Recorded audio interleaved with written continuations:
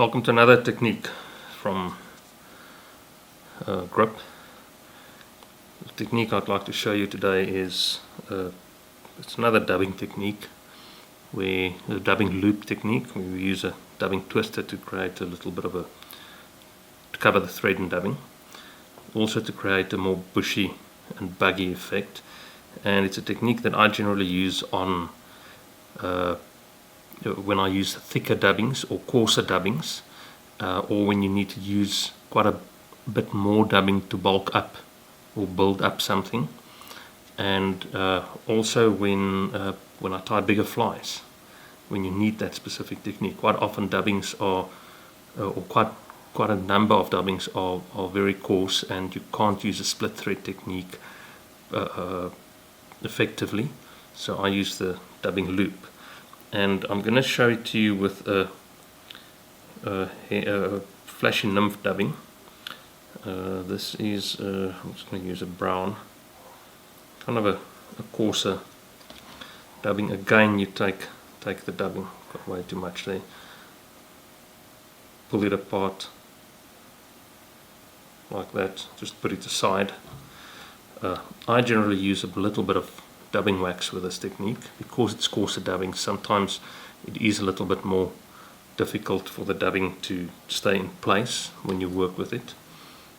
So I just cover one side of the thread with a little bit of wax. Hold your finger there to make a loop and wrap that, or secure that nicely with a few wraps, and take the bobbin out of the way. And I'll put the dubbing twister in the loop, hook that in there, and the dubbing goes in that loop between the two pieces of thread. You can slide that all the way up to there, and it's a very easy technique. So what you do is, I'm just going to whip finish this to get the bobbin out of the way so you can see.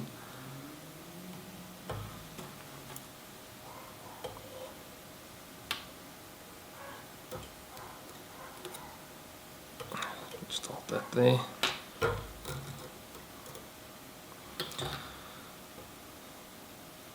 Twist the bobbin, or the dubbing twister, and it will spin the dubbing in between the two pieces of thread, which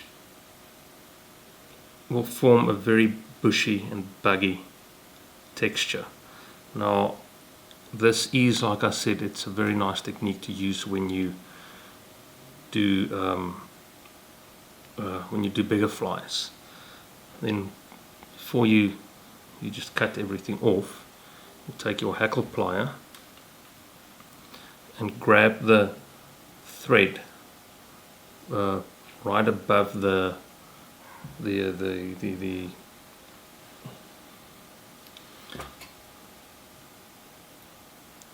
twister.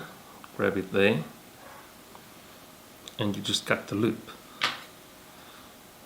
between the hackle plier and the twister, and that, and you've got a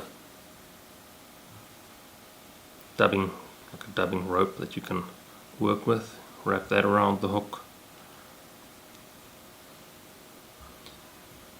and build up a body. Normally, again, when it's in the thorax area, unless it's for streamers, I quite often use a lot of coarser, longer hair dubbings with this technique. And we will be doing a technique on how you make a brush on the hook. It's very much the same technique, but we use zonker strips or crafts fur or something like that, synthetic fibers, also to do that on the hook while you're tying. Tie that off and you cut the thread, and that is a very simple one. Now, to show you the other technique where we use a zonker strip is, I'm going to use a very fine, again it works with thinner zonker strips. I'm going to use a fine squirrel strip, piece of squirrel. I'm just going to cut that used piece of skin off. there, and just cut a piece that's long enough for me to use. I'm not going to use a very long piece. So I've got that piece that I'm going to work with. Now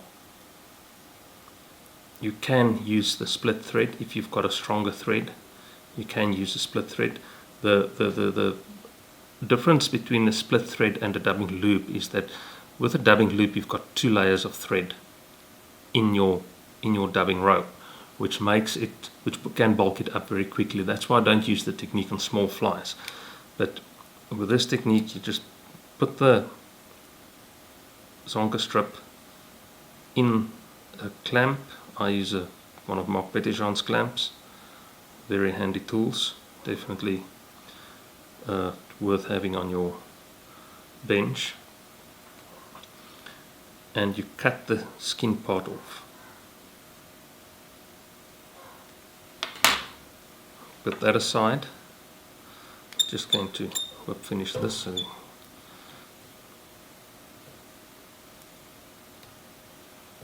clean that hook there.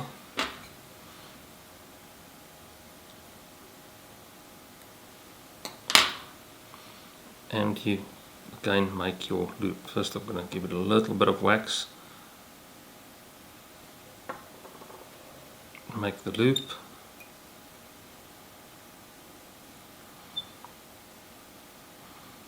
I'm going to keep the bobbin on this side. It's easier to keep it out of the way. Put the dubbing twister in.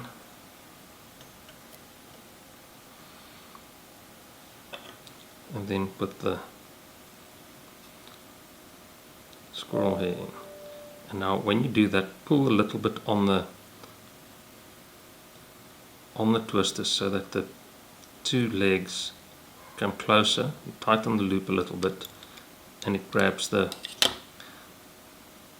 fibers. The loop is not open. It will close as you pull on it. And then you give it a few twists with your hand just to secure it in the bobbin, like in the thread like that, and then you can spin it, and that will twist a very nice even rope of material. You can see the guardaires on the outside are thinner and the inside is much thicker with the underfur. You do exactly the same there, where you take the hackle pliers, grab that, cut the twister off, and you can wrap that around the hook. And you also, the advantage of this is that you get a very even finish, and it's a very nice technique to use when you do streamers. Wrap that. Now I made the mistake that I see with beginners very often by not taking my bobbin forward. Let's do that first. Take that forward, and you wrap the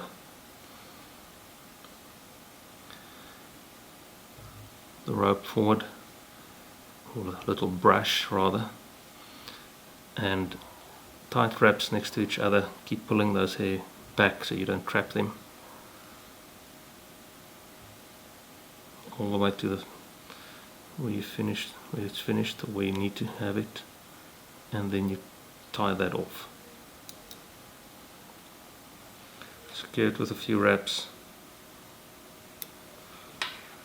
Take away the hackle pliers, and you tie that off. And there you can see the 2 techniques. One is with dubbing.